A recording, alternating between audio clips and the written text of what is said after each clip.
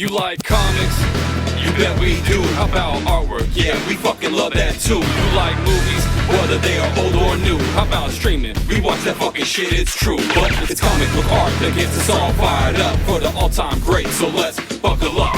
Hear me out, I'ma tell you how it all goes down on the Blacklist Underground.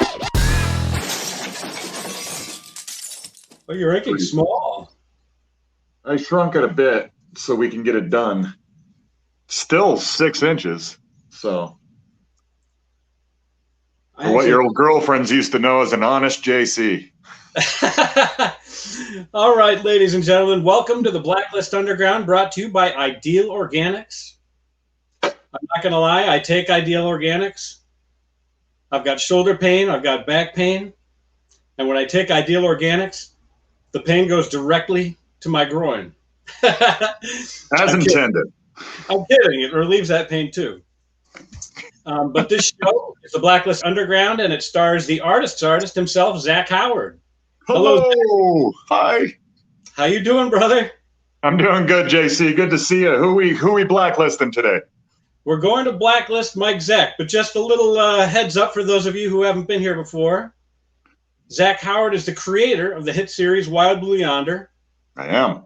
In my opinion, maybe the best illustrated graphic novel of all time. It is. Appreciate it, sir. It is in the Pantheon. He's drawn the Cape. He's drawn Hellboy with Mr. Mignola, a friend of mine. Okay. And you've done a lot of Batman and X-Men and related titles over the years. Yeah, Turtles and Judge Dredd, and as you can see, my camera's backwards, so there you go. Old Judge Dredd himself. There's the judge. Good to see you, JC. It's good to see you too. I know I've been talking to you over the weeks. You've been working on a secret project, the Dead Earth Pioneers. With your old teammates. Yeah, my two best boyfriends, my favorite boyfriends, Nelson Daniel and Mike Rach. Yeah. I feel like we're fucking Led Zeppelin when we work together. So instead of, trying to fit square pegs in amorphous semi-round holes for other companies, I'm just going to do my own stuff. And we thank you for it, because when you guys do your own stuff, it blows off faces. Pisses people off, though, because everybody wants to know how you draw Spider-Man for them or something like that. So it's a dance. When you're an entertainer, people start thinking you work for them. And it in a real weird abstract way. So that's what since I've announced I'm done with commissions. Yeah. Except for Bob McGann's. I don't know. You get a weird little reaction. You get the people where they're like, good for you. And that's most people, but there's a lot of people that are indignant. Yeah. People want, they want what they're used to. And that's actually who we're blacklisting today. Somebody who gave us a lot of what we were used to. Yeah. Named Mike Zeck. He was our formative years. Yeah, we're going to blacklist Mike Zeck today, and if you can see, we're going to ink, which is what we do every week. We ink a panel from a Mike Zeck comic. Well, from a comic. Mike Zeck is a legendary artist, and he was really a fortunate guy in that he got to do a lot of really high-profile books in his career. Yeah, for a limited library, he has a substantial one, right? Well, think about it. I mean, he drew the majority of the covers of G.I. Joe, which I think behind X-Men was Marvel's biggest selling comic for a long period of time. It was definitely one of the more seen and available books for certain, if not. And his covers were no joke. I mean, they jumped off the shelf. You couldn't miss a Zeck cover. Yeah, I think everybody was a Zeck fan at some point, right? You walk into your comic book shop, and there's what comic book shop didn't have Mike Zeck Punisher posters up? You know, I mean, you could count on Mike Zeck to have some sort of a presence on the stands every single month, whether it was a cover or interiors. As you said, G.I. Joe was always there, man. Well, yeah, he started off at Charlton, and then when he got to Marvel, I think he drew Shang-Chi. Yes. And he's the cool martial arts book, right? What's that? Yeah, martial arts book. Yeah. I had that for a bit. Barely remember it, but I did have it. I never picked that up, but looking back, he was being inked by Gene Day. Early in his career, the late Gene Day. Interesting. Who was a beloved guy and who had sort of a technical inking style that you would almost compare to like a Craig Russell or a Terry Austin. Highly technical inker. He knew his tools, which is, well, everybody knew their tools back then, right? Yeah. And, I talked to Paul Smith from time to time, and he was a big Gene Day fan. And then Beatty came on board, I believe, after that. I may be wrong. Maybe Beatty showed up as his longtime inker around Captain America. I remember him on Captain America. And then those guys were pretty much inseparable, through the 80s.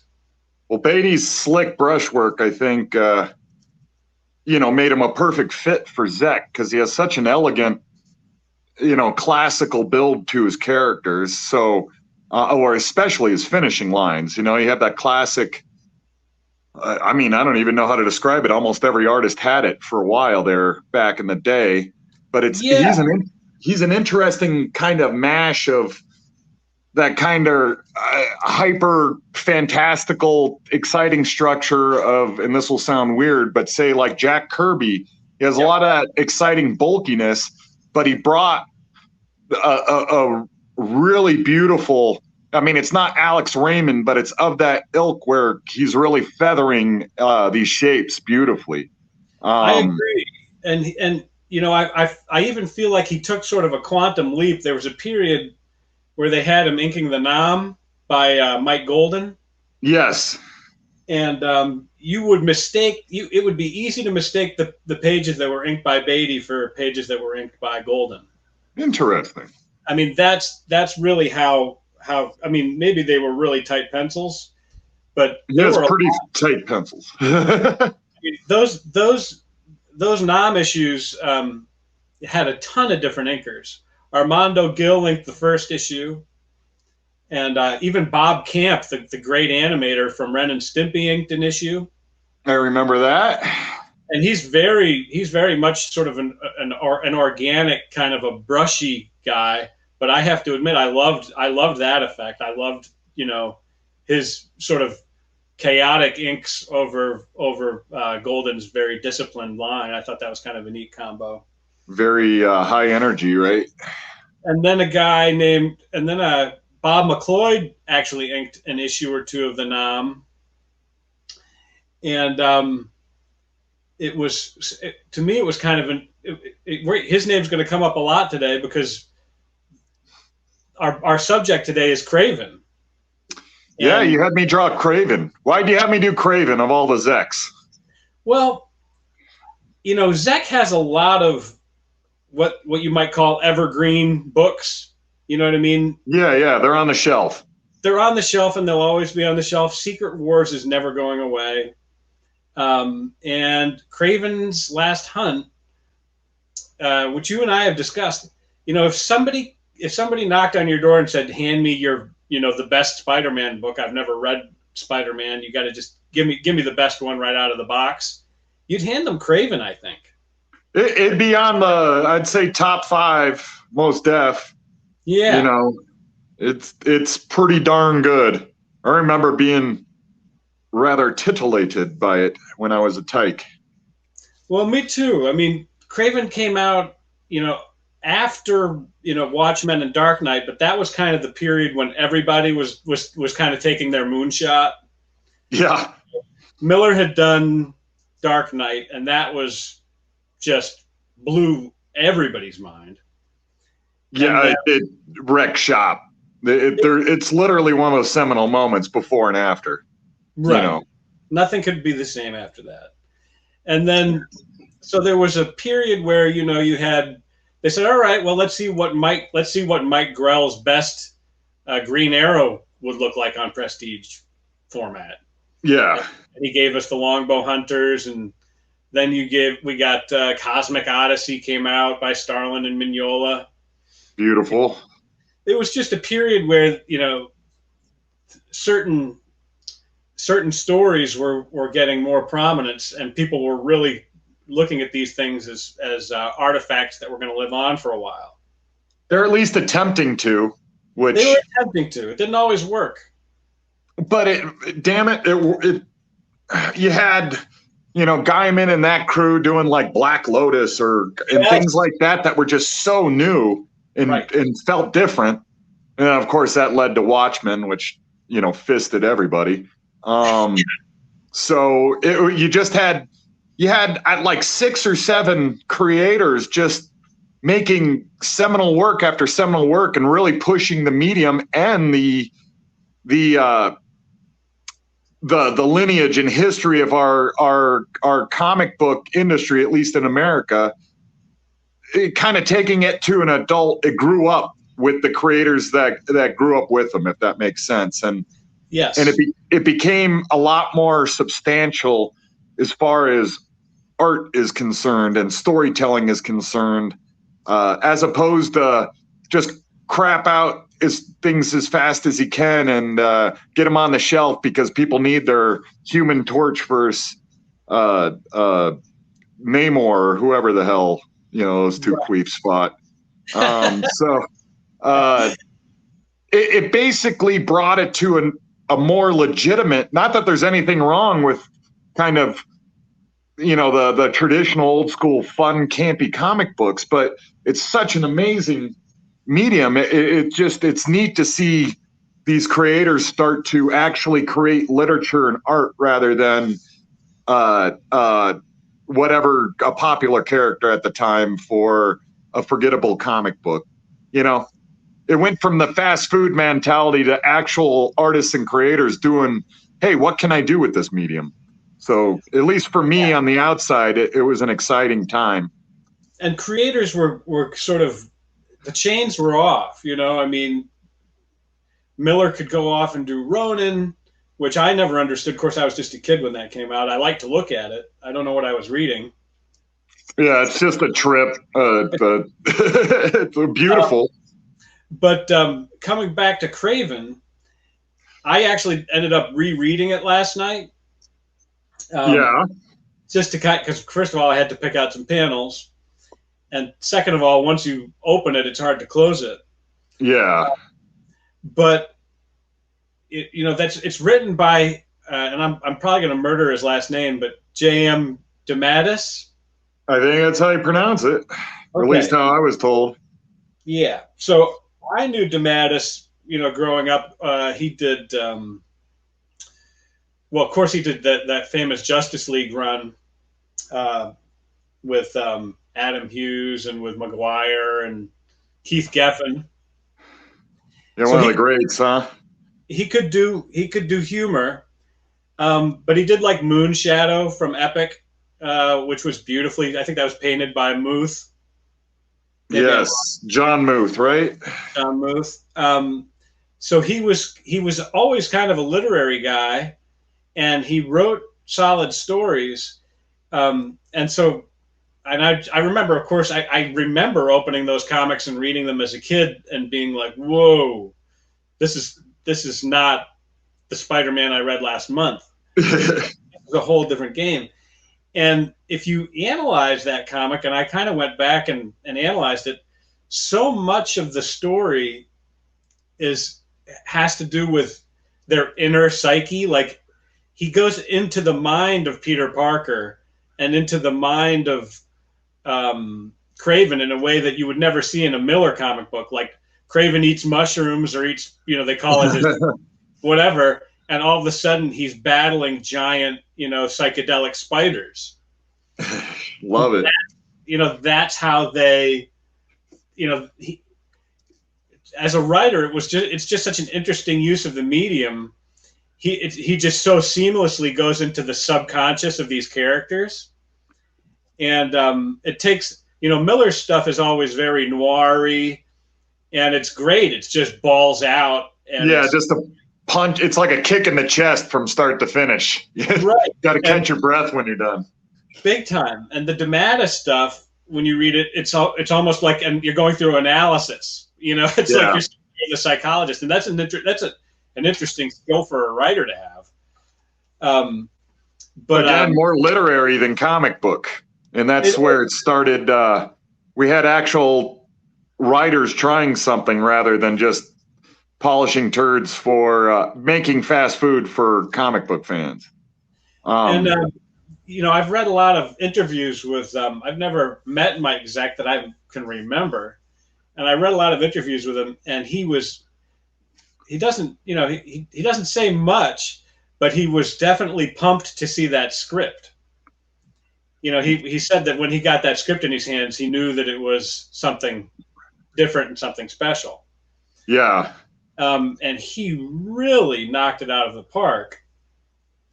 And there are a lot of, the great thing about the internet now is that we can, you can chat with, or at least get a firsthand, sometimes have a conversation with some of the creators. And Bob McLeod, who inked it, and we should talk a little bit about him. He's an excellent draftsman in his own right. And as an inker, he spent, years inking guys like inking breakdowns for Buscema. I shouldn't say inking. He was really finishing them, Yeah, I was about to say that. Yeah, the pencils were barely there, and he could render them. He added shadows, he added texture, he added expressions, he added everything that needed to be added, and did a darn good job of it. He's sort of in the Al Williamson most school. He's sort of an interesting guy. Like I say, he was very traditional. Even if you go beyond Kraven to his Superman stuff, which was excellent. I loved reading it. Every month I read McLeod's Superman, and I loved it. I hope I'm pronouncing that properly. But he doesn't, how in sports, an athlete can put a little bit of English on the ball and it curves. Correct. That's kind of Zeck's wheelhouse. Zeck puts English on everything. And McLeod doesn't, his characters are very, very I don't want to say statuesque, because that almost sounds like an insult, and I don't mean it that way. It's not an insult. It's there's different types of styles. There's what Zeck brings is a bit of expressiveness, which McLeod doesn't have. Yeah. This isn't a value thing for all you doofy fans. This is just a reality-based thing. There's different types of artists, and McLeod is get the impression of what is needed down, and then Zeck is more of a school, which I kind of go nuts with, and that's where you see how you can push stylistically the volume and not realism, but authenticity of the characters. So you had these two artists working together with kind of different mentalities, which sometimes works, sometimes doesn't. Sometimes a different artist comes and fills in the gaps or accentuates the things that the other artist is lacking. Exactly. So it's really interesting. I personally feel Zeck needs a more of an Alex Raymond type of inks, or very, very traditional, and not traditional, but a softer, more rendered style. So right. You're really using a brush in a slick manner. McLeod, or however the hell you say his name. I think it's McLeod, but I could McLeod. Well, we're gonna get Connor McLeod of the Clan McLeod. He's just get the shit done. Crack, crack, crack. He's just out there slinging it like a like a high noon gunslinger. Yep. And that's one of the interesting things about the comic book medium, because there are no right and wrong ways, but there's some art styles that are very wrong. Let me just say that it's an offense to humanity, but Yeah, it's just interesting. I personally feel that they were an awkward combination because, to your point, he works with that chunky Sal Buscema really well. Yeah. But this subtle feathering draftsmanship that Zeck did, I just thought, what is it, McLeod? Let's just call him Bob. Good old Bob. Sorry, Mr. McLeod, if you hear this. I suck at names anyways. But Clan McLeod, I just don't think he was the greatest mix for Zeck. Not that it's bad at all, but when you see Zeck with a, to your point, like an Al Williamson type of inker, it's a different beast. Well, it's funny you should say that because I don't feel that this that Kraven's Last Hunt was Zeck's best art job ever. His best art job ever was probably with John Beatty on the Punisher Big Nothing graphic novel. Okay, which is beautiful. And I don't know if you can see this, Zach, on your end. You're inking, I see dutifully. But look at there's so much attention paid here. These are full pencils that Beatty is working from. But it's aesthetically, you can't deny that's probably Zeck's best look. If he's not inking himself. I will agree. But I have to say his best comic book story that he's ever illustrated was Kraven, because it's the best. Agree. It's the best written, and also McLeod, but let's just call him Bob. Bob, the last, as was apparently pretty common for Zeck, he would do full pencils on the first issue or two. Yeah. To give the inker an understanding of how he wanted things to look. Yeah. And he would basically shift slowly. He would slowly downshift into breakdowns. And a good example, here's actually an example on, I believe it was either the final or the next to final issue of Kraven that Bob posted in the Mike Zeck group. And I'm posting it now here on the screen. And you've seen this before, Zach. It shows by the end of the series, instead of lush full pencils, this is what Bob was getting. Glorified breakdowns. They were really glorified breakdowns. And just for the record, you and I, our faces are no longer on the screen here. We're strictly on Kraven at this point. Well, the fans, thank you. Some of them, don't sell us short.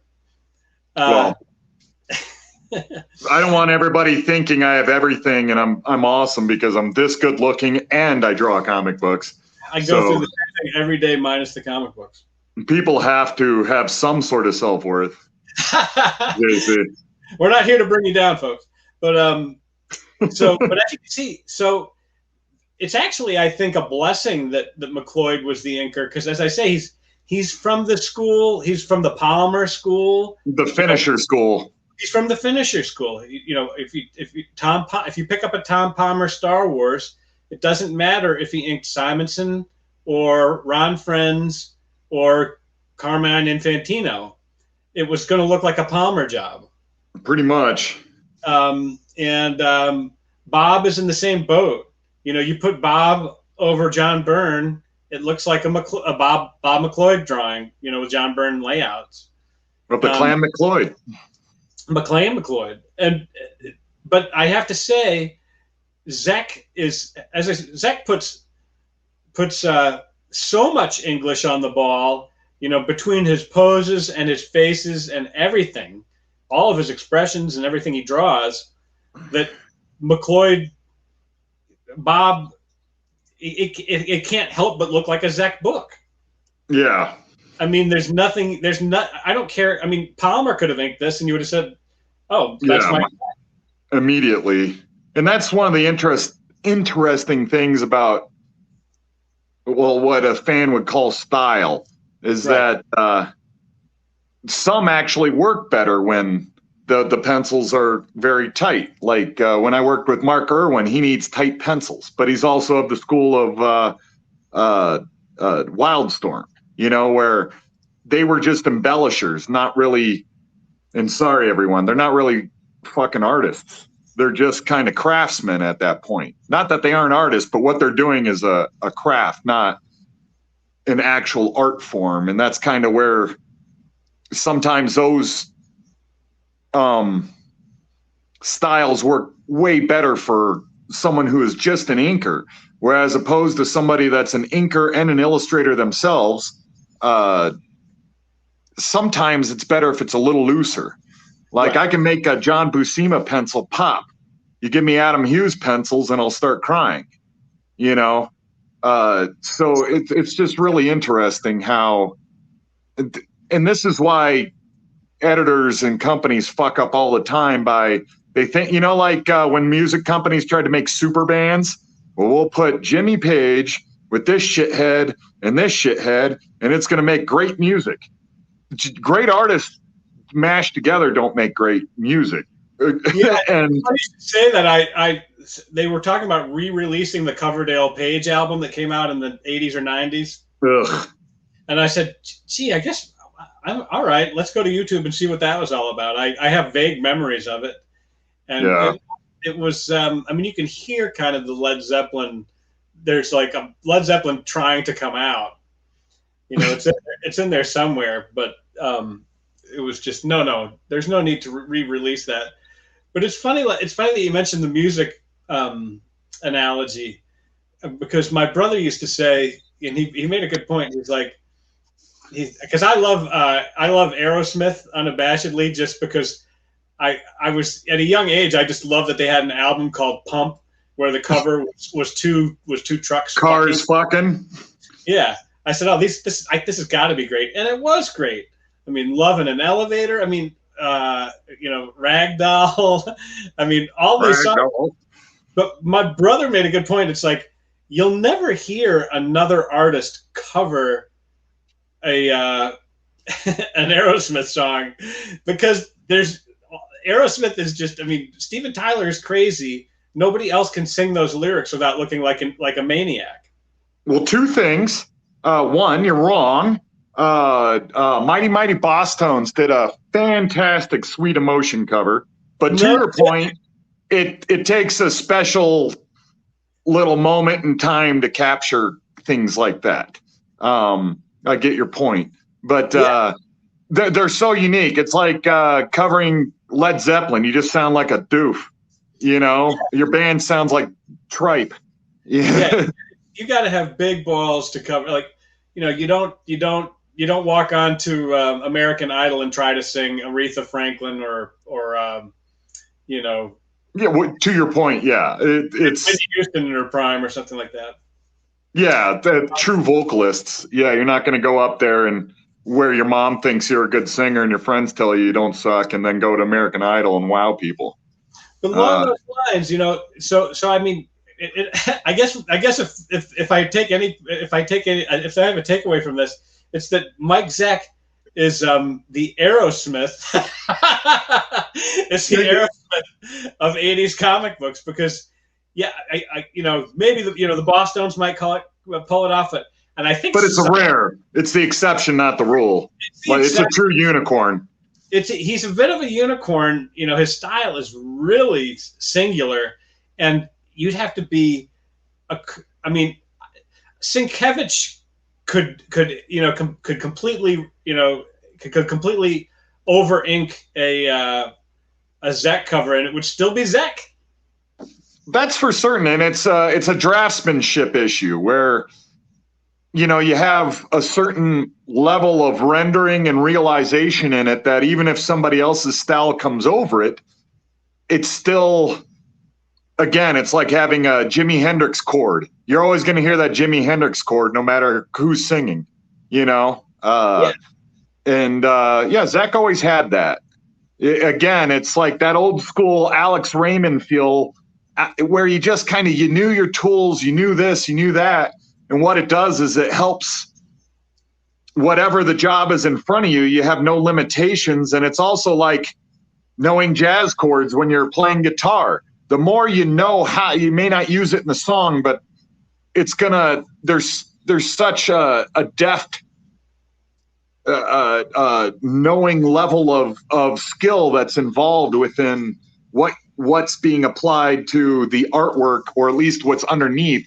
It's never overpowered, nor does it stray too far from what was originally intended, which is a big thrust of some pencilers and inkers. They like shit to look exactly like what they want it to look like, rather than a true collaboration. And a lot of that is skill level. There's not a lot of skill in comic books nowadays. So people don't know how to ink. They don't know how to interpret pencils. They don't know what things are going to look like in the end, except for their own doofy, one-note bullshit. And that's why they're just doing doofy one-note books, There was of course, his most famous cover was that Captain America versus Wolverine. It was an annual. I think it was Captain America annual. Yeah. If you bear with me. Too. One of the all-time famous covers. One of the all-time, if not the most famous cover of the 80s. Yeah, it's really interesting, the combo between inkers and, look at Carl Potts inking, who inked me on Spider-Man. Very competent, classic inker. Didn't look nearly as good as Scott Williams, who had that just crazy where he held the brush sideways and he's able to mimic nib lines. That made Jim Lee just pop. All of a sudden, just effing pop, It's funny. Scott's inks on Jim Lee, I always thought were good. And he recently actually he inked a page of John Byrne's fan comic, and it made it look fantastic. Yeah, I saw it. It was nice. I mean, he really took it to another level. But that period of inkers, especially when Jim Lee was doing X-Men, Art Thibault did quite a few issues there, and I thought held his own and did a really nice job. I think he was certainly equal to Scott Williams. And believe it or not, Joe Rubenstein inked an issue of X-Men. I remember that. And it was good. He actually looks really good over Jim, but also Jim's a extremely chunky artist. His shit's really chunky. So that works well. That harmonizes with, what Jim was laying down. Well, I'm going to digress for a second, because we had mentioned that Wolverine cover with Captain America. That's right. It was a Captain America cover. Let's see if I managed to download it. Oh, come on! There you are. So this, I don't know. You're deep into inks over there. I can look. But here, this is the famous cover, and it's kind of interesting if you look at what Zeck did with that arm. Wolverine's arm is foreshortened towards the camera in a way that is very, that is not a stock superhero pose for an arm. No, not at all. Again, he brings that Alex Raymond classical posing and rendering to it, which naturalizes even these kind of stiff superhero poses. Yeah, I've heard him referred to, like they call him somebody was sort of in a negative way in one of the comic boards saying, he always looked like a balloon artist to me, like the characters were all kind of balloony, and I know that's one of your favorite euphemisms. Well, balloony, yes, that's how I like to be described. In fact, Zach, that balloony man. He's a balloony man. So you can see that Zeck takes advantage of quite a few balloons here. There's balloons in Cap's shoulders. There's balloons in legs. But anyways, it's beautifully rendered, but that's a powerful image, and it probably sold a shit ton of comic books, and I believe it sold a shit ton of posters too. Unbelievable amount of both. And I'm going to come back to your Kraven, because I love seeing what you're doing there. It looks fantastic. Well, thank you. I am getting some of the fiddly stuff out of the way so we can do the big fat brushes. So and I'll come back in and you'll see white ink and stuff like that. Well, I've never inked Zeck, obviously, or anybody like Zeck before, so it's a really interesting test for me. Oh, he's being blacklisted big time. Excuse me, sir? I said he's being blacklisted big time. Yes, ultimate blacklist. A full blacklist experience. But it's funny because there were a couple of great artists have done cover versions of that Zeck cover. Yes. One of them is another friend of mine and one of the best artists of all time, Arthur Adams. Who's he? He drew a couple of X-Men annuals in the 80s that not many people noticed. Well, that's too bad. I hope he makes it one day. Yeah, I hope so. I mean, he's got a lot of talent, but just nobody seems to recognize him. But anyway, just can't catch on. Go, go, go. So there you go. That I just uploaded. If you want to take a peek-see, and he gives it the old college try on that forearm, foreshortening there, and there's. He Arthur Adamsizes it. He even did the corner box with an Arthur Adams Captain America. I'll be honest. Arthur Adams is one of my favorite artists of all time. One of the biggest influences of my life. But I don't like him when he inks other people. You want to know why? Because it's a cover. He's trying to cover Mike Zeck, and other bands can't cover Mike Zeck. There you go. Instead of it's in a no man's land. You know what I'm saying? Don't get me wrong. This is fucking brilliant what Arthur did here. But just pulling out I don't know, artist eyes. I'd rather see people that a band, as we're alluding to before, a band is nothing unless they harmonize together. Right. Led Zeppelin, you stick them all together and you get firecrackers nonstop, song after song. But if you put Jimmy Page with some, doofy haircut guy, he can't do anything with them. And that haircut doofy guy may even be talented, but he or she can't do anything with his work either, just because it's so different. There's no, I guess, overlap, artistic thrust that's cohesive. And that's a huge problem with the comic book medium. You just get these editors, whether good intentioned or not, or cronyism, they just stuff people together. Well, I like this guy and I like this guy. Now they're going to be a super band together, super art. And it almost never is, man. And to that point is because you got to be in the same artistic thrust mentally to be able to work together in a substantial way, shall I say. Because obviously, there's exceptions to every rule. Well, that's always been one of my biggest pet peeves. When the editor, for whatever reason, pairs the wrong inker, with a penciler. And colors work the same way, sir. I've heard that. I have heard that. Oh, do you ever hear somebody bitching about that before? Not recently. Yeah, I don't know. I don't like those dudes that are always bitching about other people's inks. But I like to keep it copacetic. We're here just to have fun, right? That's right. That's how work gets done, when everybody's having fun. Everybody's gonna have a good time. So it's always they like a classic example that didn't, of two great artists that don't work well together, is when they put Terry Austin on John Bogdanove. Oh, interesting. You'd think that would work, but again, you got a pen guy versus a guy that needs elegant brushwork. And editors often don't understand shit like that. Artists don't even often understand that nowadays, because they just learn two tools and then they call it quits. Well, by the time he was doing Superman, they had Janke, Dennis Janke on him, and who had a beautiful brush line. And it's like, oh, Yeah, this can pop. This is a Bog, and then they gave him, they had Milgram inking him on X Factor. I think he was drawing X Factor, and they had Milgram inking him on X Factor. And it's like, well, Milgram's got a brush, but purely chunk. Yeah, he's not picking. I don't think he's picking up what Bog is throwing down.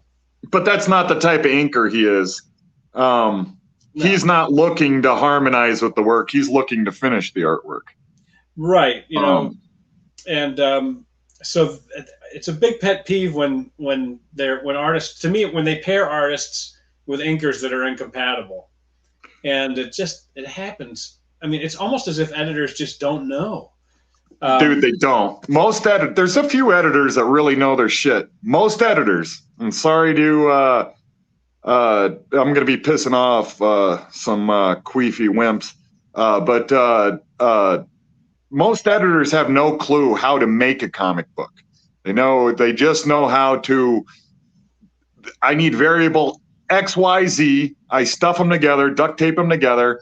Comic book's supposed to get done based on the professionalism and hard work of the art crew.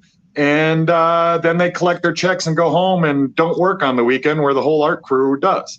And that's an editor. Now, there are phenomenal editors out there, and I've had a few in my life.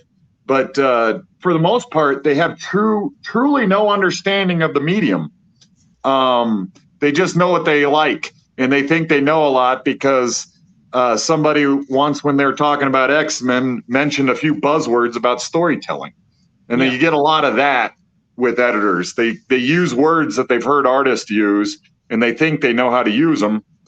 And they don't, because they're dumbasses. Most editors just are failed writers. They just want to be writers, but they're not. I feel there should be I feel like an artist should have the option to choose their inker. They do on some projects. Other projects you don't, because of cronyism, contracts. When I was working at DC, I was working on Batman books, and they had to have a guy that contractually has X amount of books a month.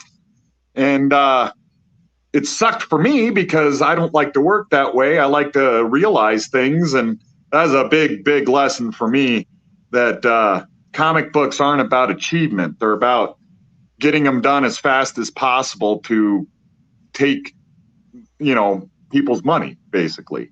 And I had a hard time being able to work within that mindset, if that makes sense. Yeah. The older guys, if you go back to like Paul Smith and Byrne and Simonson and those guys, they just took what they were so used to being, just taking what they were given. Yeah. It's a factory mentality. Can you make good stuff in a factory? Yes. Is it hard to make substantial art in a factory? Yes. Yes.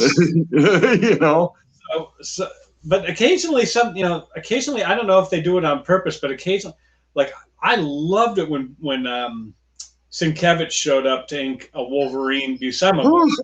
Yeah, that still makes my dick hard, dude. Yeah, that to me, I was like, whoa. Bill really, really had fun with that. And, he seemed to. And I've read some of what he's written about inking Buscema. And he's of course he's a fan, like we all are, except for Barry Windsor Smith. I don't think Barry likes Buscema. But does Barry like anybody? Well, he must like because he was the art editor, the art director over at Valiant, and Zeck was inking his books, so he must like Bob. And I liked Zeck's inks a lot. If he is on the right artist, he was just brilliant. Yeah, I agree. He was no muss, no fuss. He didn't overdo it. He didn't underdo it. And the interesting thing about Zeck was he was like a session player in that if you handed him a John Byrne book, he'd hand you back a book that looked like John Byrne. Yeah, that's a good way of putting him. Mignola, he was able to kind of harmonize with Mignola. He sure did. You know, very interesting. He could ink Simonson. He could, yeah, which isn't the easiest thing because of the amount of energy he puts in his drawings. Well, who do you want to see on Simonson other than Simonson? I can think of two people: Wyasek or Austin. Yeah, that's it. You're right, man. But Wyasek inked Barry Windsor Smith. Wyasek inked Byrne. Wyasek inked Arthur Adams on at least one X-Men annual. Interesting. It was excellent. And you looked at it and you said, "This is Arthur Adams. Can't tell who inked it." Interesting. He inked Paul Smith on, of course, X-Men. Was their famous run. Yes. And he inked them again on X-Men Alpha Flight. And that was kind of, you want to talk about, they were, the final issue was running late. So they had a handful of different inkers. They had Rubenstein, they had Wyasek, and they had Barry Windsor Smith. Cool. And maybe there might have been a few other hands in there. Yeah. Those are the three that I can recognize when I look at the book, just because I can usually pick out the style. And the Rubenstein stuff looked like Rubenstein.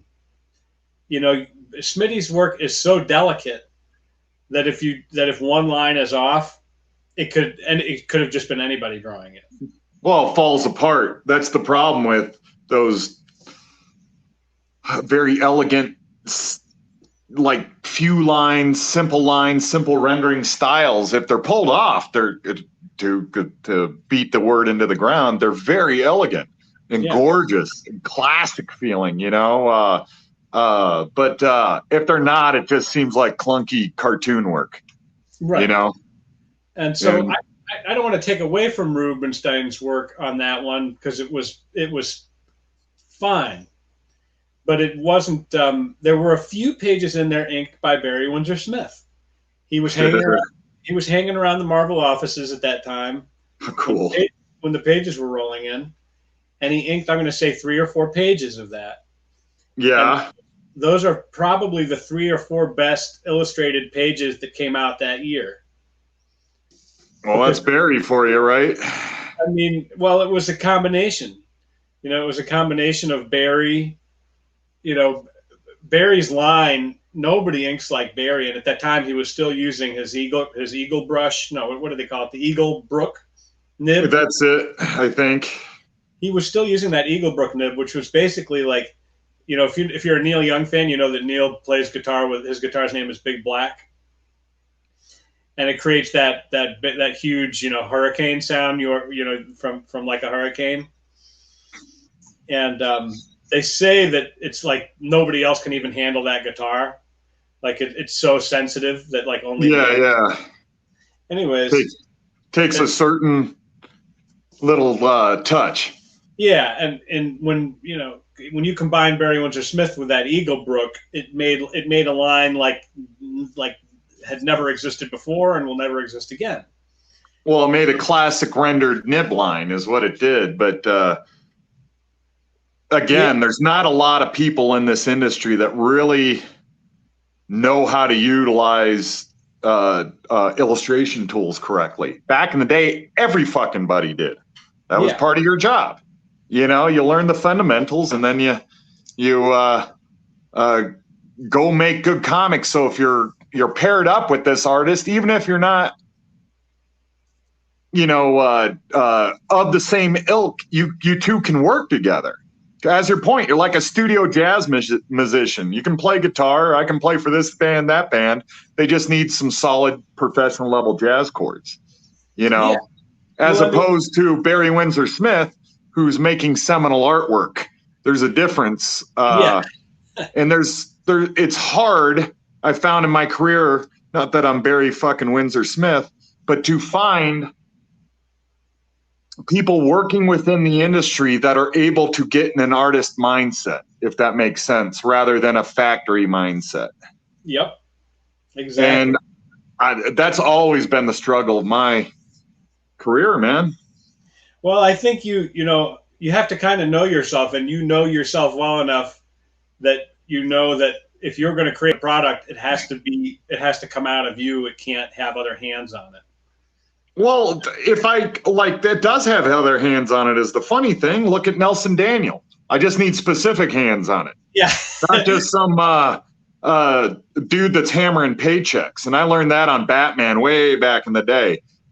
Most people just want to hammer a fucking paycheck and say they draw Batman. Has nothing to do with achievement, and and there's nothing wrong with that. I never understood those types of people, if that makes sense. They're too foreign for me. It's, to your point about there was a time when artists knew the tools of the trade. I've talked quite a bit with Walden Wong, who inked Paul Smith on the Spirit. Yeah. And Smitty said, if you're going to ink this, you're using a brush. Yeah. And Walden had never touched a brush. Oh, Jesus. And so Smitty, basically trained him to use a brush. And now he's a brush guy. There you go. It's Walden loves to show me. He's got a picture of an ear. He said, this is how you brush an ear. Here's how you ink an ear with a brush. And he pulled out a brush, and in 3 seconds, there was a perfect ear drawn. So you've got a brush is forgiving. There's a energy of art within a brush that you can never get with a pen. And you're talking to a pen guy here, and that's, I don't even know how his stupid beard goes, but this is how it is now, guys. Hey, he's yours now. So the thing dum-dums don't realize is that mastering a brush makes you better with a pen. Learning how to ink makes you better at drawing. Learning how to draw makes you better at inking. It all coordinates together. And somewhere along the way with this kind of like, I'm an inker, I'm a colorist, line of thinking, we got skills are so segmented now that it's hard to find somebody that really knows how to do anything. They just, other than the one or two things that they do. And I think it's paramount and apropos to hell. It's just a tragedy in comic books that this beautiful medium has a bunch of low-level craftsmen just literally just copying what came before them, and this guy has a new style. I'll incorporate that into my stupid fucking work. And it's that again and again and again and again. And that brings me into my next Zeck cover band, Jim Lee. I've never seen that. Jim Lee decided to cover Mr. Zeck. And again, it's a pretty good song. He's actually better than, and this is rare for Zach, he actually kicked Arthur Adams' butt on this one. There's a little more electricity to this one. I mean, there's a little more happening there. To your point, electricity. It's the energy of the piece, the flow, is more conducive to what Zeck does as opposed to what Arthur is very posed out and static. Jim Lee, to your point, is the static characters, but they have a phenomenal amount of rendering energy in them. Yeah. So I think that worked really well with Zeck. Again, Arthur Adams, technically superior artist to Jim Lee. But here you go. Jim Lee just whipped his ass on inking Mike Zeck. But neither of them beat Zeck. That's for fucking certain. I mean, look at Mike. I mean, a lot of it has to do with what they did with Cap's face. I mean, if Zeck drew an intensity into Captain America's face on that picture, looks like he's ready to bite Wolverine. Yeah, it's mid-fight. It feels like mid-fight rather than just two dudes posed out, I mean, Zeck used that mouth on every single cover he ever drew. The teeth, the gritting teeth. The gritting teeth in the mouth. He's got sort of a Sylvester Stallone kind of a limping mouth there. Oh no, I just draw.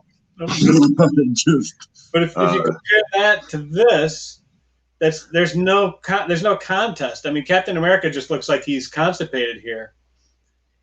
And then if you switch, it looks like Layfeld came in and inked the face real quick, and then Jim Lee tried to fix it. It does. The head is this Captain America by Zeck looks like he's just as fierce as Wolverine. Over here, he just looks like a bodybuilder posing. What is up with that fucking head? I don't know. No, it's fun and beautiful, but it ain't what it could be. Where Jim Lee's energy is spot on, that head shape. Ugh. Yeah, interesting. Really interesting, dude. Ooh, things are starting to happen over here with our friend Kraven. Oh, me? Yeah, we're starting to get some rendering in. Ah! Oh, dude, that's great. So I'm about to do some of the fun brush work. Yeah, bring out the brush. Bring out the GIMP. The GIMP with the brush. I just got to get some of these lines down. But to your point, about working with an artist, with somebody who can pencil, color, ink, and do everything, versus somebody who's just a straight up inker. Yeah, I use a nib. And some people are really good at that. So if you hand them full pencils, like we looked at earlier, I'm going to pull up this picture inked by Beatty. Yeah. If you combine Zeck full pencils with Beatty, you get a really nice effect because the guy's got a nice line, and it's not quite, he fills the blacks in a very clean way. Yeah. Sorry, I had to pause for a second. The rendering is very specific, but if you get into the later issues of the of Secret Wars, or if you get into the later issues of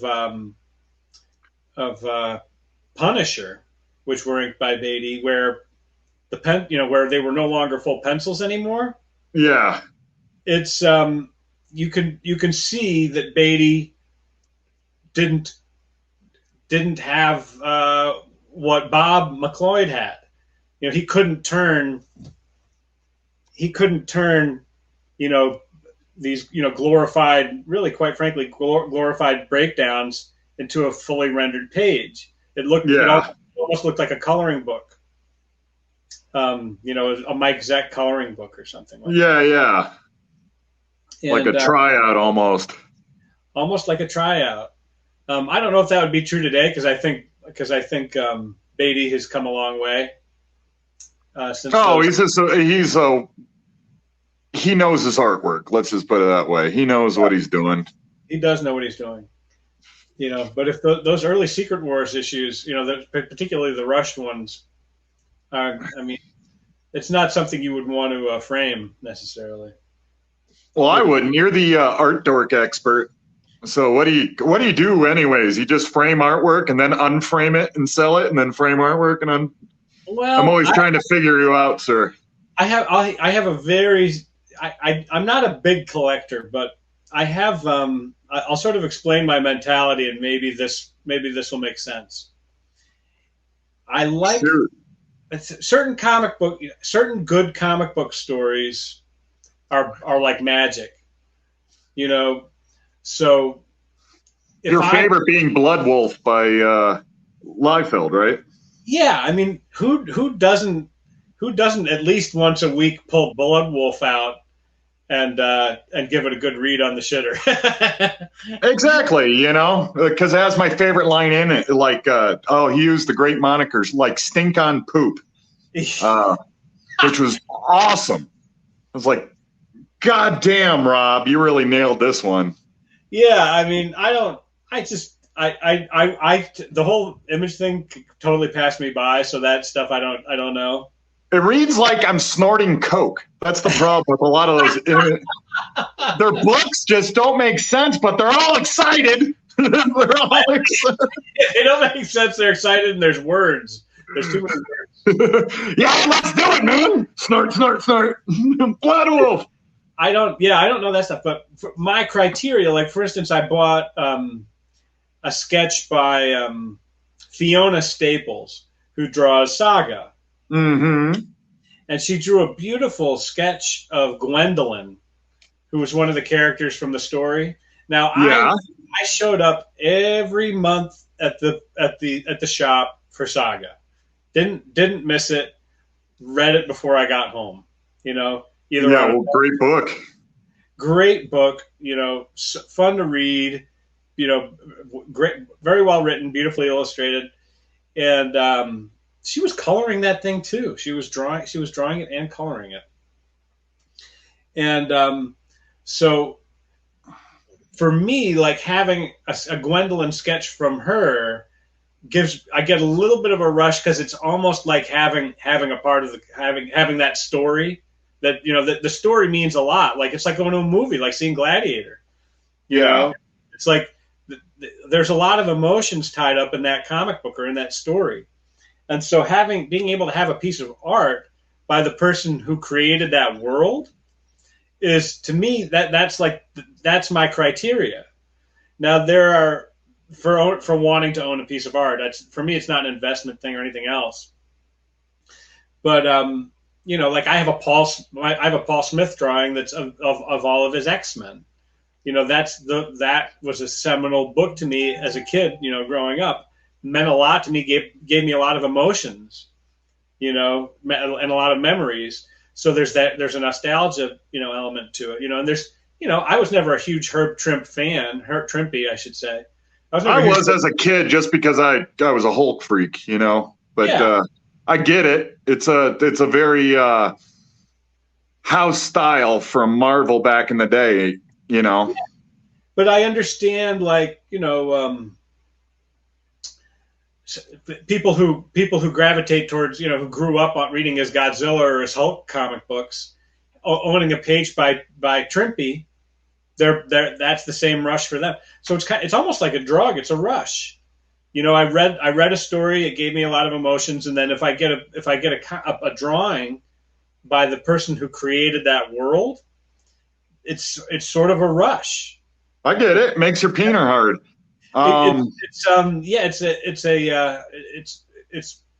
It's a huge unstoppable erection that can last sometimes for days. Which is a medical issue, but it's worth it, right? Yeah, it's fully worth it. And the good news is, it's like it's always there. I can take a look at it anytime I want. And create. You're not feeling up to the task. You just read a little and full tumescence. Ready, honey. My wife's like, "Hey, what do you got? Was there something?" Hold on, I just got to read a comic book real quick, hon. I'm running upstairs to my sanctum. I'll be right back. I gotta go check out some Garcia Lopez. But so that's how I operate. So, like, for instance, like owning a John Byrne piece that he drew after 1990 means nothing. It doesn't mean anything to me. Yeah. Because first of all, his style changed a lot, and second of all, he stopped creating magic, you know, right, you know, maybe 90, 92. The last good comic he drew was 2112, which was the prelude to Next Men. Yeah. His first run of Next Men. Bad. It wasn't well drawn, but it was his last good story that he wrote. Really enjoyed it, but to your point, just like Al Williamson, one of my all-time favorite artists, I think you get exhausted and just want to tell stories after a while. So you just find a middle ground for art, where you can get the story across, but at the same time, you know, it's just not taxing. Because, like, if you look at my style, it's taxing as fuck. Right. I feel like every damn page is an ultra marathon. And you get people where they're like, well, don't do that. Hey, fuckhead, I want to do that because I'm trying to do something here. You know, a lot of people are afraid of work. And the older they get, the less they care about impressing people, and the more they care about just getting the shit done. Just Picasso it. Finish it, finish it, finish it. Yeah. And to me, I've always felt it's like, you know, you got those friends that bang an insane amount of women, and they love talking about, I've had sex with this many women or that many women. Yeah, but how many women of those women remember you, asshole? You know, you're just a drunky, sloppy fuck. And that's what comic books are. They're drunken, sloppy fuck. Just get it done, get those numbers up. Where, you know, I think it'd be a little bit better to wine and dine them and try and woo the genius out of each individual story. I mean, that sort of ties in. I was on one of the Zeck group where this will be published eventually, and somebody said that panel is lazy Zeck. This is not lazy Zeck, and he showed a drawing by Zeck that had less detail versus a page that had more detail. Yeah, and I thought to myself, I mean, if you look at him at Zeck's later work, he really did pare it down and become more stylized, and was using brush thickness to represent, you know, depth. You know, he wasn't doing a lot of rendering. Yes. And that came out, you know, his Batman, you know, he did a Batman story towards the end of when he was still kind of working semi-regularly. Of course, he did that. He did Damned, which was inked by, who inked that? Dennis Roedier, I think. Interesting. I'm mispronouncing it. Anyways, Roedier is kind of in the Jansen school, Klaus. Like he's a little bit like Klaus. Classy chunk. Like you lay down your heavy brush and then come get an old nib and go over it and add detail. A little bit, yeah. And he did a little bit of tonal stuff too. I mean, almost charcoal. Once in a while, you'd see some sort of kind of charcoal-y lines in there. But you know, I liked, you know, Zeck when he had sort of downshifted, and was really just cartooning. You know, he was really acting more as a cartoonist than an illustrator. Do you know who the best example of that is? Sorry to cut you off. No, who? Best modern examples, Mike Huddleston, an old buddy of mine. I did a pinup for a book called Coffin back in the day with him and Phil Hester, another dude that was really nice to me and helped me back in the day. Anywho's it's what was my point? Damn you! He downshifted. Well, see, like Huddleston went from, if you look at his original work, hyper detailed. He was trying to render this, and a lot of it's exploring, like, I'm learning how to feather, now I'm learning how to master feathering, so my style incorporates a lot of feathering. Sometimes after you master something, you migrate past it, if that makes sense. And I think that's what Huddleston did, is he got super simplistic and did this kind of cartoon Gen 13 thing that was great. But then he started painting a lot, and his paintings started bringing out these brush strokes, which again then changed his style. And now you get this beautiful stuff that he does now, which is kind of a combination of cartooning plus you get this beautiful just subtle rendering in places. You know, it's just kind of like all of a sudden he does a quick little in an area. And it brings the harmony he has in his work is, I think, one of the best in the medium as far as my favorite styles. I'm looking through, I knew him by name and hadn't done a lot of studying, but this is what popped up if you look into your screen. There you go. He's drawing your boy. Mr. fucking Huddleston. It's a brilliant combination of simplistic cartooning or rendering. You're breaking the shapes down to simple shapes, but then he just adds this beautiful subtleness over. He found that harmony. Yeah. When we're tabling by each other, I think when I was doing that Abortion Aliens book, and Oh, that's it was just they actually showed the alien getting an abortion, right? Yes, it's called Alien Abortion. Jesus Christ, some stories are just like, what the fuck are we doing here? But it's a waste of fucking time. But anyways, let's get back to happy thoughts. I just always thought Mike was Huddleston was the one that kind of, I was like, wow, look at this. I got to, just by being, acquaintances, friends with him, I got to see that happen. And it was really neat because he's always a substantial artist. But as he learned, he incorporated it, then reduced it, and then just found a way to harmonize it with his style. And harmony is, to me, 99% of artwork. That's why a simple punk song can sound good, but a complicated, whoever song.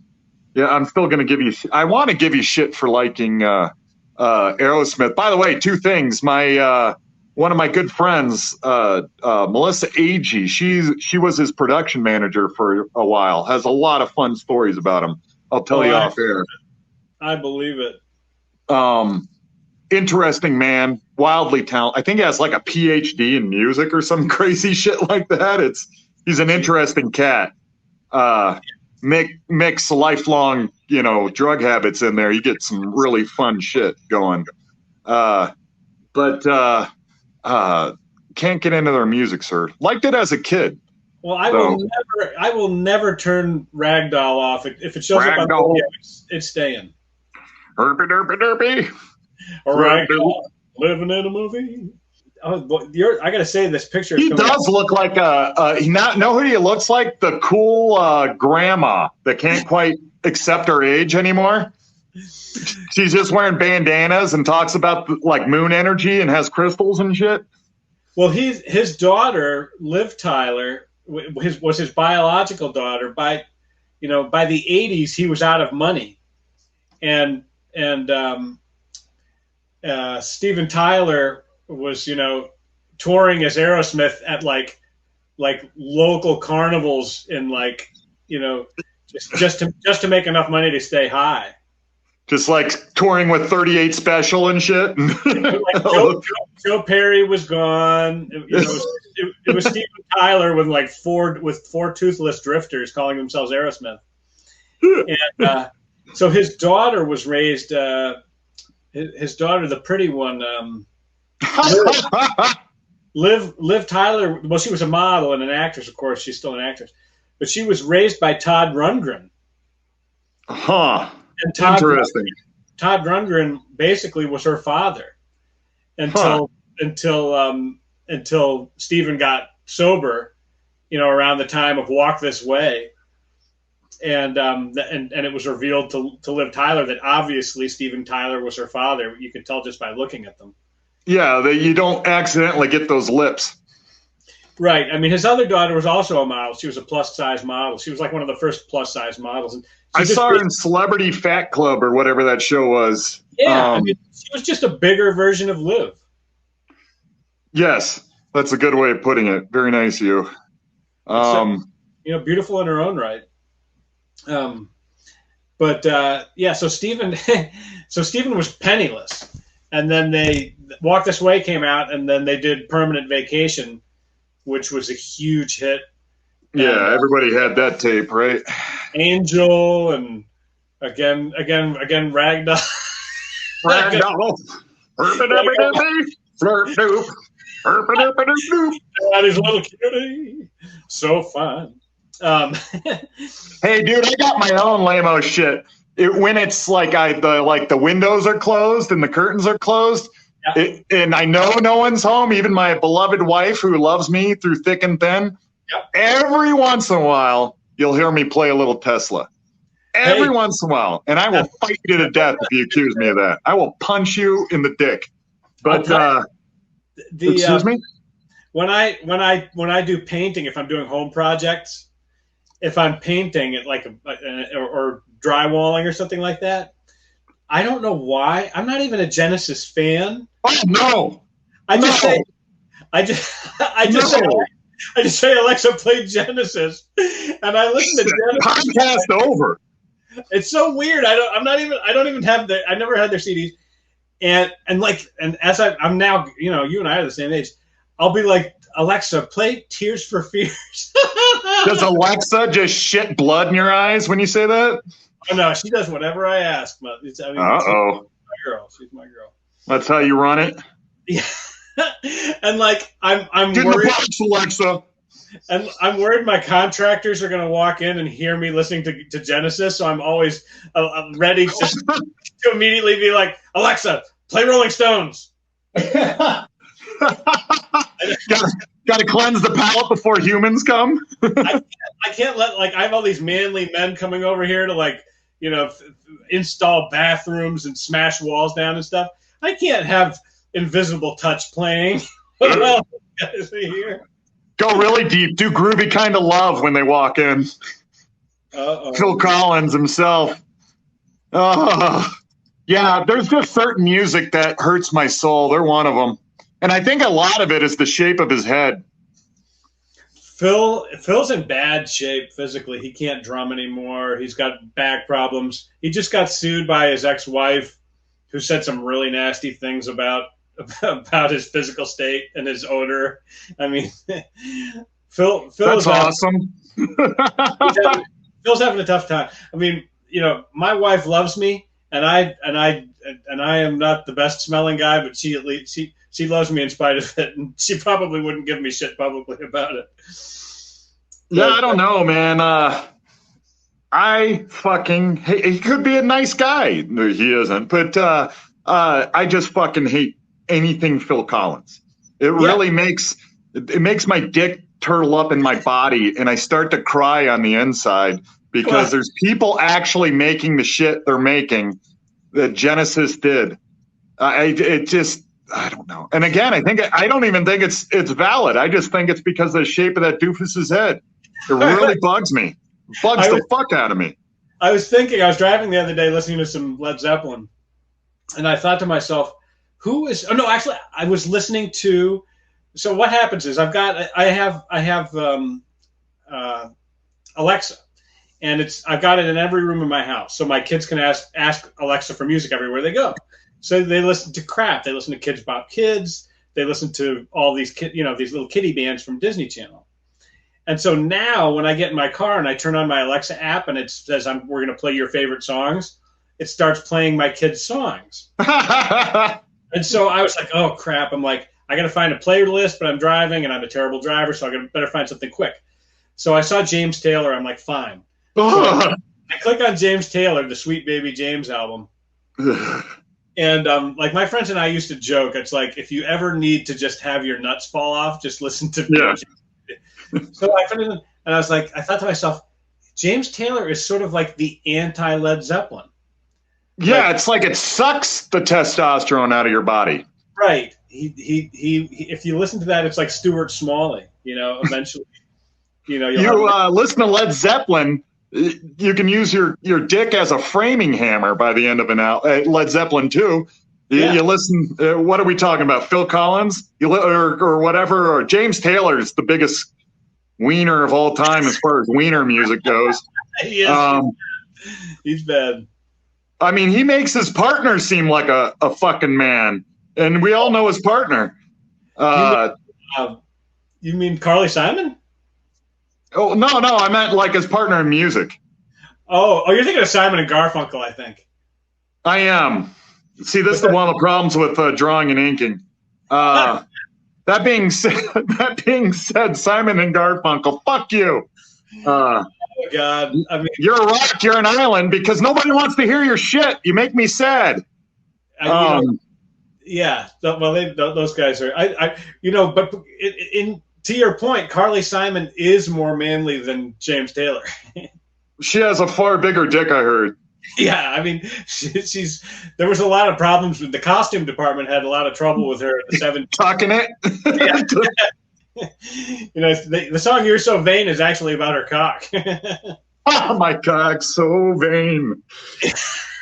"You're So Veiny" was the original title. And, oh my God. They said you can't say that. That won't work on the radio, ma'am. What? I thought art is truth, though.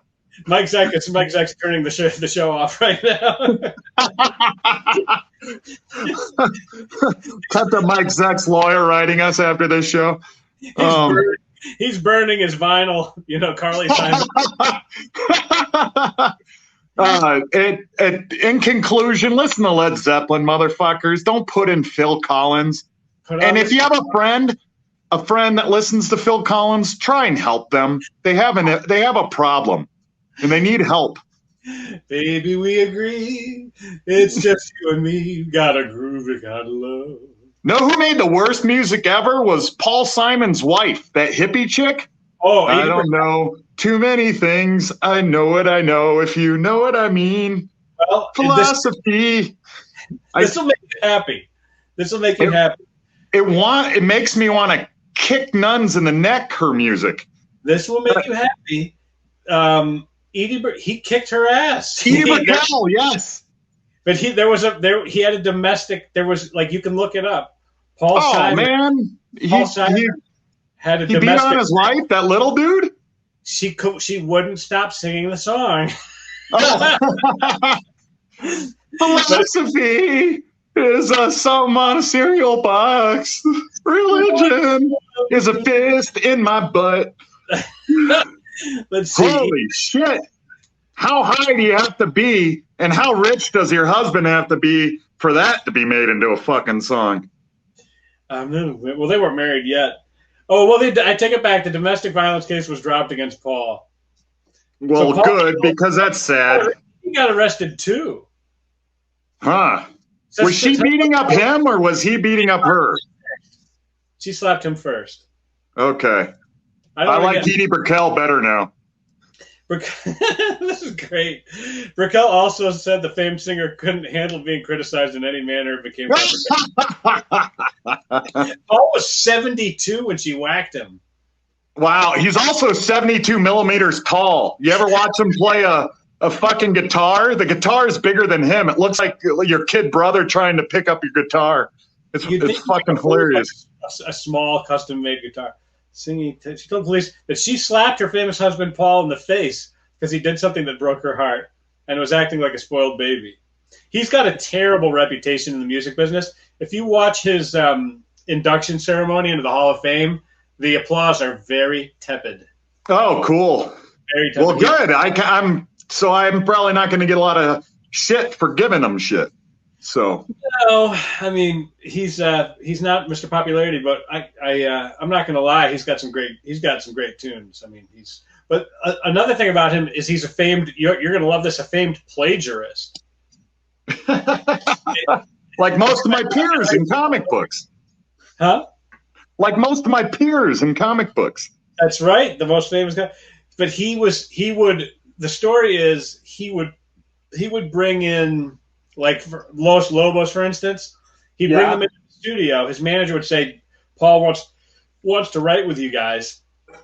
They'd bring in Los Lobos. Los Lobos would have a couple of tunes that he would like. Then he would 86 Los Lobos, rewrite the lyrics and put it out on an album. Me and Rudy down by the schoolyard. And so there. I mean, that's you'll have to Google it sometimes, but there's a ton of artists that have. He basically just takes other people's shit. And he's a shitlord. Is that what they call it? Yeah. Yeah, he's a shitlord. And technical term, everybody. And now this is the part of our episode, ladies and gentlemen, because Zach is starting to bust out the templates here.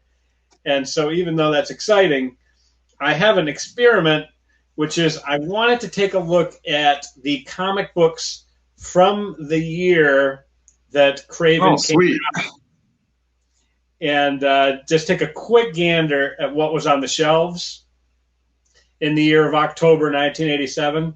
Zach, with your approval, if you want to try that, let's do it, sir. All right, here we go.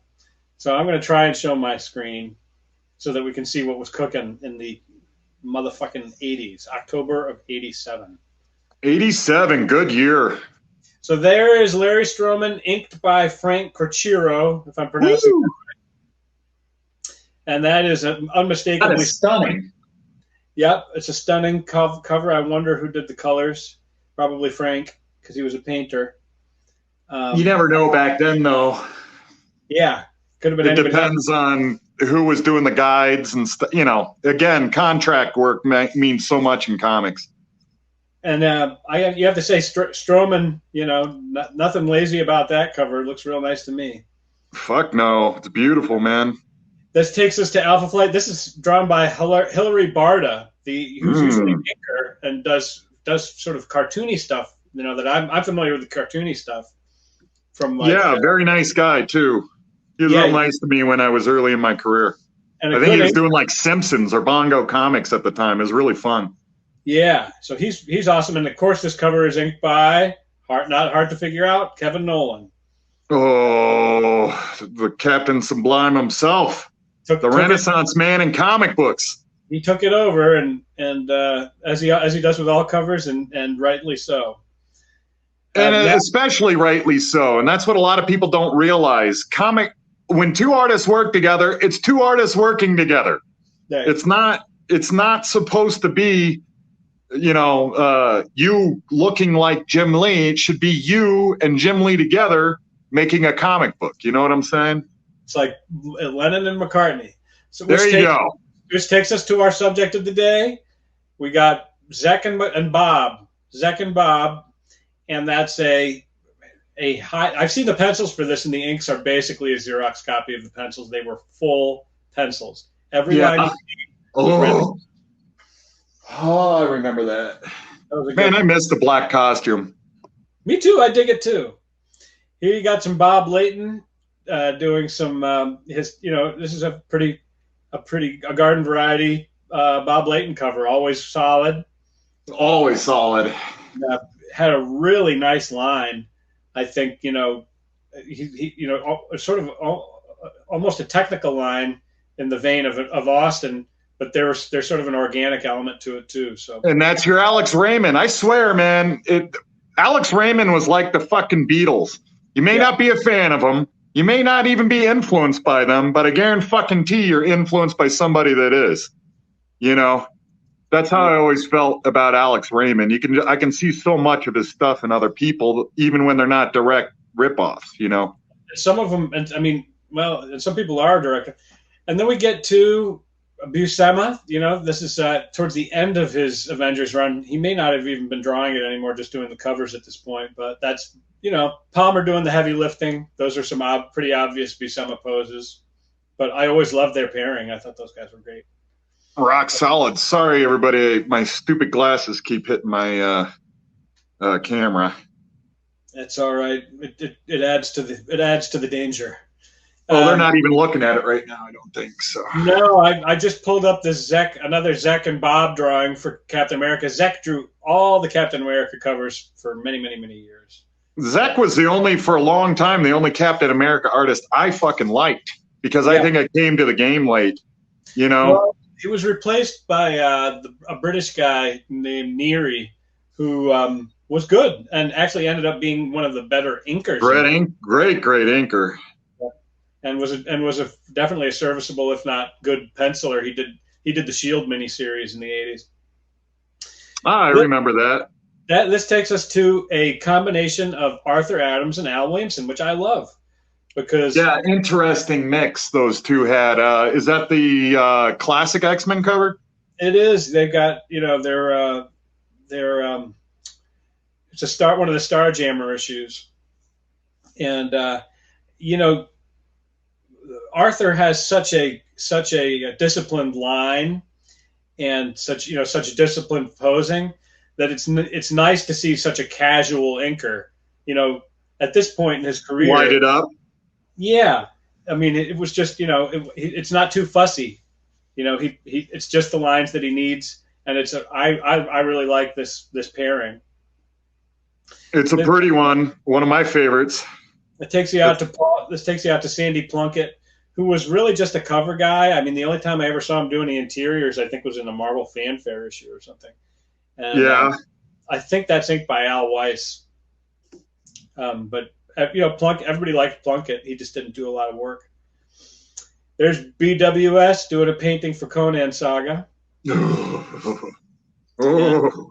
That caught my attention on the on the racks. I was like, ooh, maybe this guy's got something. You got some nice Jeff Isherwood, dropping some Conan action on you. He was terrific. He inked Sal Buscema on a Thor issue, and it was probably the best non-Simonson illustrated issue of Thor ever. Wow. Well, that's I'll have to look at it. This is one cool thing about you is you're more of you take an academic approach to this, where I'm just looking at it purely from art, achievement, comic book thrust, or industry thrust, and ability, I guess. And here's Paul Ryan penciling and inking DP7, a short-lived New Universe title. Penciling and inking himself. He, according to Legend, could draw 3 pages a day, and I think he's as good as any. As his draftsmanship is pretty much flawless, and I met him at a convention once. Very sweet guy. Yeah, I read his Fantastic Four run. He drew the most issues of Fantastic Four than anybody. Wow. This is I'm going to say that's Charles Vess. A little far away, but yeah, that looks like Vess to me. Oh, we looked at that earlier. Yeah, I think it is Vess, but I'm not 100% certain. Somebody will yell at us. That's Doctor Who. Then we come here to ElfQuest, which was I absolutely loved this comic book as a kid. Me too. Wendy and Richard Piney. Peony, actually, it's pronounced Peony, I think. I think you're right. And this is the actual brassiere that Wendy used to wear to the conventions back in the day, and she wore it well. Well, that's good to know. Let's see here. Then you've got Carrie Gamble. Carrie Gamble drew a Fallen Angels cover inked by it's got to be Palmer. And, yeah, that's some line work too, man. Whew. Yeah, Carrie's a stud. He did great work on Superman and did a lot of stuff in Hollywood, character designs and creature designs. And then we got Friends and Sinnott. If you're going to have Joe Sinnott, it's really nice to have a penciler who can lay a good foundation for him and knows what he's doing. And I don't think anybody has that, has fundamentals like Ron Friends. I mean, he was just a machine, and he still is. Ooh. And then what else we got? He is G.I. Joe cover not by Zeck.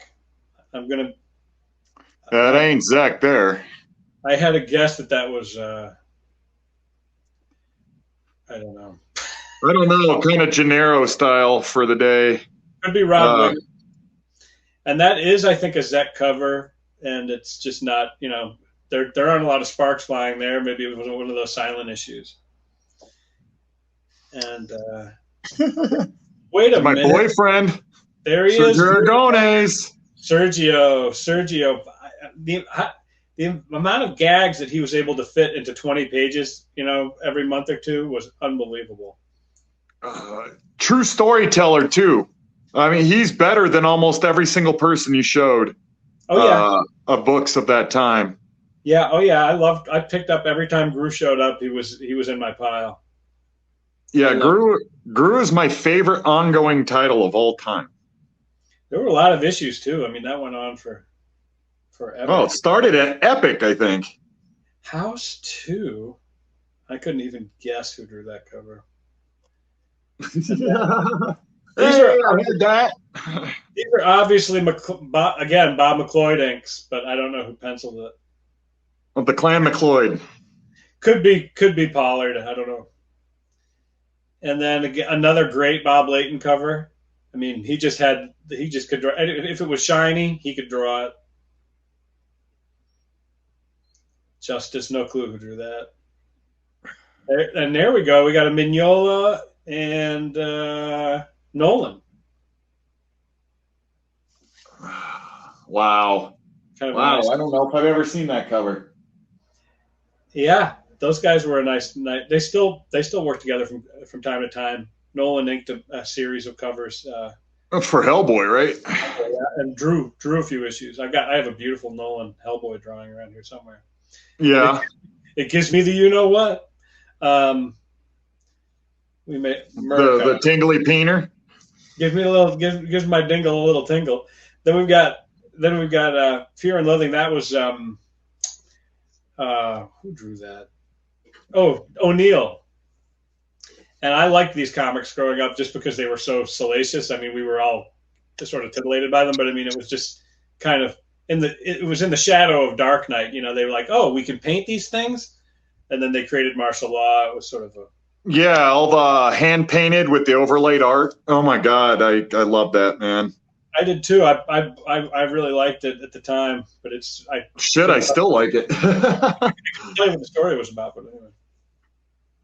And then there's the last one of our little series here. It's another Oh no, this is Mark Bright, inked by Layton, and he's sort of in the Neil Adams school. I put him in that group of sort of Neil Adams. I don't want to say clones, but acolytes. Yeah. If you look at his pencil work, it's all sort of a variation on Neil Adams stuff. But he worked nicely with Mr. Layton. He was a cool guy to meet too. Never met him, but holy shit, substantial talent in the industry, right? Oh, huge. And he was an editor for a long time, and that's how I originally knew him. Yeah, he ran Valiant for years. First time I ever saw his work was the Hercules series. I was at my buddy's house playing G.I. Joe, and he had a bunch of the Hercules stuff laying around. Oh yeah. And I said that's some damn good artwork. I mean, it was better than what I was used to. And then I had a buddy who only collected Iron Man comics. That was the only comic he collected was Iron Man. Oh, exciting! Though there's some good Iron Man shit back in the day. I guess so. I was an occasional. You know, I didn't really get into it. I don't think until Romita started drawing it. He did a job too. Did a great job on Iron Man, and and Wyasek inked that. Probably maybe my favorite art period for Romita Jr. was that it was really sort of rough, you know, rough pencils and inks. I agree. It's my favorite Romita as well. And then he was, I think he was followed up. I think Paul Ryan came next, and that might have been Paul Ryan's best work because he was Wyasek inked the Paul Ryan issues too. It was all written by Byrne. Byrne wrote Interesting. And inked at least one or two covers by Romita Jr. Because people kind of forget those guys are contemporaries. Very much so. I mean, they're the same age or close to the same age. Yep. Sorry, when I feather, dumb Zach has to think. Well, it's. I mean, Romita looks so young, and of course he's still drawing. You know, he's still drawing Superman and Batman at DC now. He stole my chair at a convention once. Is that taboo? Yes. Did you have to strike him? No. It was kind of a funny story. A lady kept trying to get my chair back from him, and I just showed up and I just walked up to him, and he didn't put up much of a fight. He just gave me the chair. I didn't even say a word. Oh, good. Wow. I just expanded this to full screen. That is awesome. Oh, my stupid shit? That's the best Zeck's ever looked.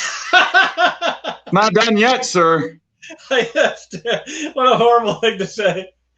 But Zeck has never looked better, dude. I appreciate it. It's a little quick. I think I could do them better next time. But I'm going to pop in this rain here so we can kind of show everybody what's up. Why the hell not? Glad you dig it. Dude, it's great. It's great. I mean, you should be. There should be clones of you inking every comic book out there right now.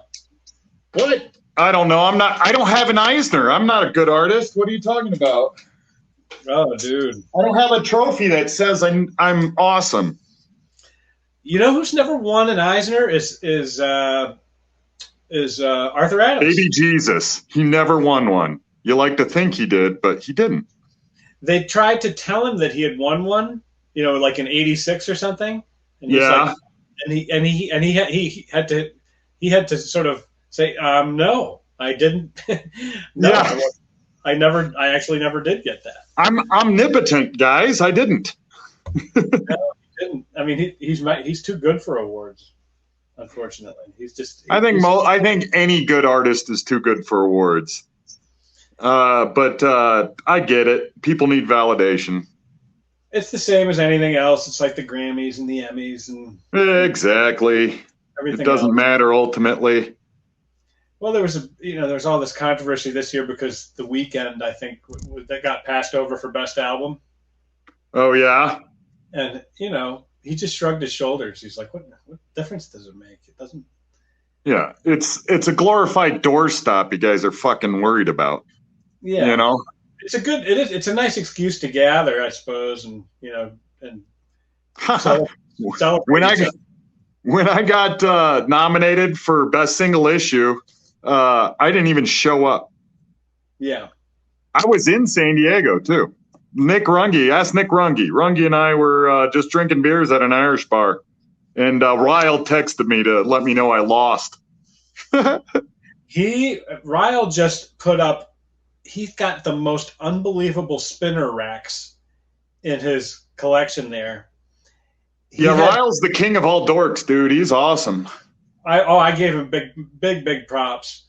He's had custom made Hey Kids comics. Those little inserts that you put at the top of the spinner rack. I think he had them custom made by Lost and Wallace or something. Oh, I'm going to give Ryle shit about that. Thanks for letting me know. You should see, dude. He's got, the John Burns thing head on there, Paul Smith's Wolverine head, Garcia Lopez, Batman and Superman. It's a testament to his taste because I was looking at it. I was like, shit, if I had those inserts, I'd probably pick out the same exact heads. Yeah, Ryle has class, man. Oh, so and then all of a sudden, I told him, I texted him, I said, I just got 4 or 5 spinner racks for like $10 a piece, and he's just like, he gave me a little thumbs up on it. But then when I saw what he had, I realized that he was the king. He's the spinner rack king. Doesn't matter. I could have 50 spinner racks, and he's the Lord God of spinner racks. Yes, he's the God of spinner racks. My garage is filled with spinner racks right now. I'll start giving them out as the Blacklist Underground giveaways or something at some point. You and I were talking the other day about when Leonardi got inked by Sean Phillips. Yeah, and we both shit our pants. Whoever edited that, I should look up whoever edited that. Either they got really lucky, or Sean Phillips was like, hey, I'll ink something for you, but only if it's Leonardi or whatever the path to it. It was genius. And they had him inking Garcia Lopez. Yeah, wild, huh? Which was awesome. Who really can ink Garcia Lopez? Nolan obviously does a great job on Garcia Lopez. But we were talking Alex Raymond. That's a guy that's direct lineage that still has that elegant bad motherfucker skill set. Yes. For that old style. What a shithead, Zach. The older classic stuff that has been kind of moved on, and now we're all style rather than substance. Not that style doesn't matter, but it's just interesting. Even Garcia Lopez will tell you that his favorite inker he asks for Nolan. Yeah, who doesn't? Well, Hitch asked for Nolan. Hitch got Nolan for his Batman series with Ellis. And Nolan inked the first issue, and it became pretty clear that Nolan was not going to meet these deadlines. Because of all the hatch work, right? Yeah, and it just the way that it was scheduled. Nothing against Nolan, it just wasn't going to work out. Because then we don't have to fist fight. Yeah, I heard he's a badass. No, I mean you and me for fucking with Nolan. No, I would never. I have his portrait on the wall next to some of your beautiful artwork. I always wondered what you jerked off to. It's not a mystery, you know. It's all there. Me and Kevin Nolan. Yeah, I mean, and I'm you know, I've got the windows open. The neighbors can see my pants are all the way down. Mournful wailing coming from your room. It confuses people. The Rocky IV music is playing. No, you go for it. Hearts on fire. Strong desire. And when you come, it's just your arms go up in the air and you go, Draco! My wife gets so mad. She's like, "Who is Drago? Who's Drago?" I'm like, never mind. Who's this Drago? Are you still in love with Drago? But shit, there's a great Rocky IV poster where Drago is the mountain that Rocky's climbing. Ooh, dude! Is it painted or is it a photograph? Painted. It'll make your dick quiver. It's fucking awesome. It's too late for that now. It's the quiver has begun. it's full quiver right now. It started at the grundle. And it always works up for the grundle. I don't know what's wrong with me. It's migrating from the grundle. Didn't you say that you haven't seen those Creed movies? Was it you who hadn't seen them? No, I've not seen the Creed movies. Oh, yeah, you're missing out, dude. Oh, no, I saw your father die. You go over the top. You could literally start with Creed 2, because Creed 2 is the one where he fights Drago's son, right? It's fantastic. They got the actor who played Drago. The hell's his name? Dolph Lundgren. They got Lundgren in it. They got the woman who. He was a kickboxing champ, and he has a PhD in like some nutty shit like physics or something. Oh, he's a Renaissance man, and he and he and Stallone are buddies too. Yes, but there's a funny story where they're like, no, really hit me, and like he had to fucking take 3 days off because Drago actually fucking hit him. Oh, the guy is, Stallone's not a big dude. I mean, he's like 5'2.5" or something. No, he's like 5. He's probably 5'5". 5'3.5". Okay. He's and Drago is like 6'1", maybe 6'4". Oh, Jesus! I think he's 6'4". Yeah, and he's like a piece of iron. No, that was Rocky. Rocky was like a piece of iron. He's not the man. He's not the man. He's like a piece of iron. Like a piece of iron. But that kisses nicely, very soft, passionate kisser. You know when there's a line like that the writer is also the star. It's like he's not the man. He's also a passionate lover. It's like easy on the self-congratulation, Stallone. He's not the man. He's just very pretty naked and clothed. If only I were a woman, this movie would have a much different ending. I'd let him finish me. Finish him. Yes, there's an alternate version where I will finish him. But Gorbachev stands up and claps after Rocky finishes. Genitalia Shire. So I'm canceling the show. Welcome to the Blacklist, motherfuckers. We're being gentle before. This show is canceled. But oh no. I highly recommend the Creed movies. Yeah. Highly recommend the Creed movies. I mean, if you're like me and you only alternate between Rocky IV and Gladiator, the Creed movies fit right in. Oh, do they? Well, see, yeah. I'm a Conan Gladiator guy, as you well know. Oh yeah. I mean, I've told you this before, but my father took me to Conan the Barbarian in like 82 or 80, whenever it came out. 82 when it came out, yeah. So I'm like 5 years old or 4. Let's have 74. So I'm 6 or 7 years old. my father takes us into Conan the Barbarian. And I don't know, I mean, I don't need to tell you, you've seen the movie 1,000 times. But for What happens? Well, there's a lot of beheadings and there's a lot of fucking. And I'm sold. And it's great. And it has James Earl Jones as the bad guy. He turns it into a snake. And the whole thing is fantastic. So thank God James Earl Jones isn't fucking in it, huh? No, he's good. He's good. I've seen love scenes with him. He's good. But my father takes me to the movie, and of course, I would have been taken away from my parents if that happened today, because that was a hard R movie. About as hard as it gets. As hard as it gets. And there's a scene where where Conan is banging the witch in that little hovel, or it's a tent or something. Don't I know it? And I was like, Dad, what is that girl doing to him? Dad, what is I have full respect to my dad. He just went, shh, shh. And I never got any, and like he's like, we're quiet in the movie, son. Shush. And then we walked home. And I might have even asked him again, walking home, like, what was going on in that room? And he's just like, shh. He's still shushing me out of the movie theater. Oh, that's great. My dad brought me to Alien when I was 5.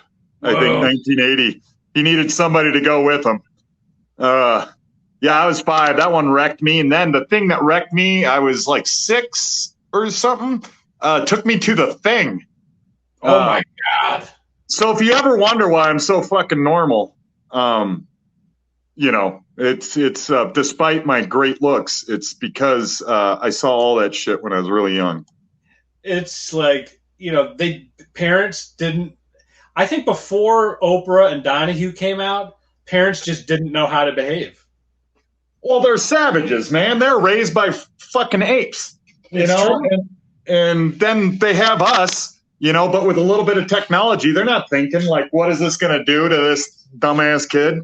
Like, honestly, before Donahue and Oprah came out, parents didn't know that it wasn't cool to talk shit about the other parent after a divorce. They just did it. Yeah. They did it without thinking that it's going to absolutely ruin these. Now, luckily, my mother watched Donahue, so I have a good relationship with my parents and everything's cool. But before only because of Donahue and the gleaming white hair. Oh, his handsome white hair and his guest list was fantastic. Of course, Oprah. But he jumped a shark at the end, man. He was just like, "Hey, we're having dwarves fighting this episode. Dwarves versus Nazis." He bowed out. You know what I mean? By that time, Geraldo had the white supremacists on, and it was like everything. Oprah. It all fell apart. Dude, that is the best Mike Zeck has. Mike, I hope you're watching. You've never looked so good. I just gotta pull white ink now. First, we're gonna splatter. Ooh. So you want to see some splatter, boy? Some splatter. Let's get that sexy splatter down. Now, Zach, have you sir. in your life had a finished drawing by the end of one of your episodes? Twice, and there are both those Hellboy heads. Oh yeah. So just no, because I watched you on Drink and Draw, and you did not finish that head on Drink and Draw. Yeah, I did. I 100% finished it. Did you? Yeah. So I'm gonna do a few splatters, droplets coming off. But then I'm going to have to come back off air and tighten up a few of these lines.